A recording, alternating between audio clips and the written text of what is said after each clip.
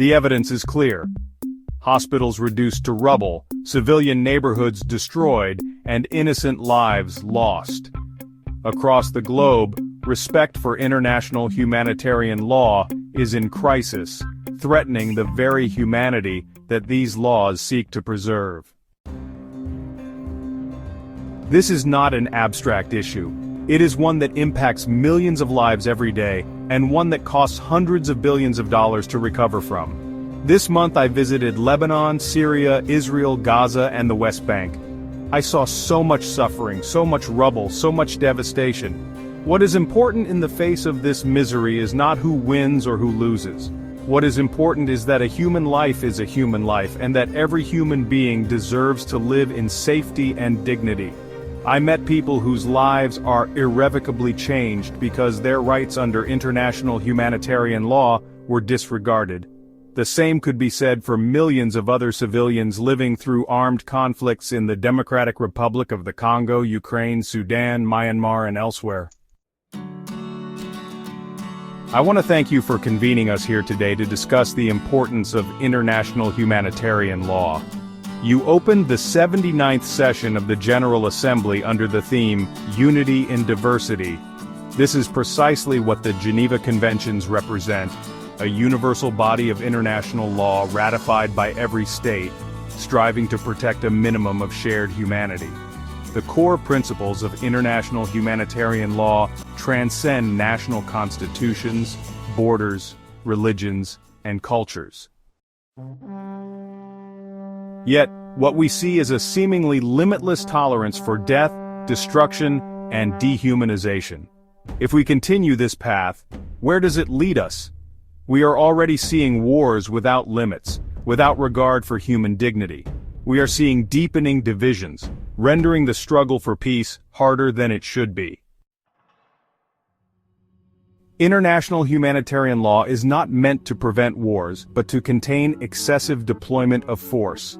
Once unleashed, unrestrained violence breeds even greater global security risks, where and when you least expect it. To put it simply, it is in all states' interest to uphold international humanitarian law to protect the security of their own people. The International Committee of the Red Cross, together with Brazil, China, France, Jordan, Kazakhstan, and South Africa, have launched a global initiative to reinvigorate political commitment to international humanitarian law. This is an exceptional effort because, well, the current situation demands it. Future wars will be fought based on the standards set by conflicts today, and we cannot afford the bar to be lowered any further. Over the next 2 years, we will tackle together some of the most pressing challenges facing international humanitarian law. We have chosen topics that warrant collective thinking and are inviting you all to take part in work streams around them to offer concrete recommendations. This includes preventing violations. We know that it is possible to wage war while sticking to the rules of war.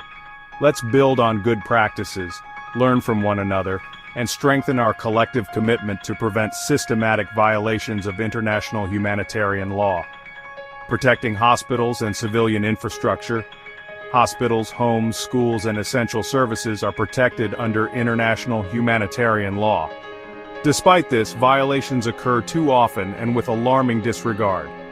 Adapting international humanitarian law for the future, we need to think about how the rules of war apply to new technologies, and consider the challenges that large-scale conflicts might bring, including military operations at sea. Linking international humanitarian law to peace, any armed conflict must be fought with a plan to eventually return to peace. This is why it is essential to look at how adherence with international humanitarian law can contribute to mediation efforts. The preliminary findings will be shared in the second half of this year. I will also be convening a senior-level advisory board to support us in steering this political process over the next 2 years. All this work will culminate in a global meeting in late 2026 to reassert our shared commitment to international humanitarian law. Geopolitical divides run deep, but multilateralism is not dead.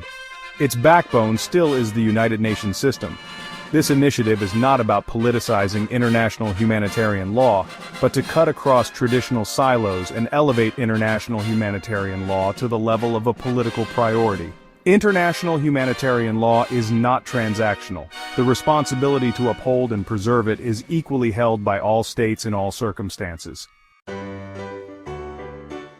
As the president of an organization mandated to promote the rules of war, I implore all members of the General Assembly to join this initiative. Thank you.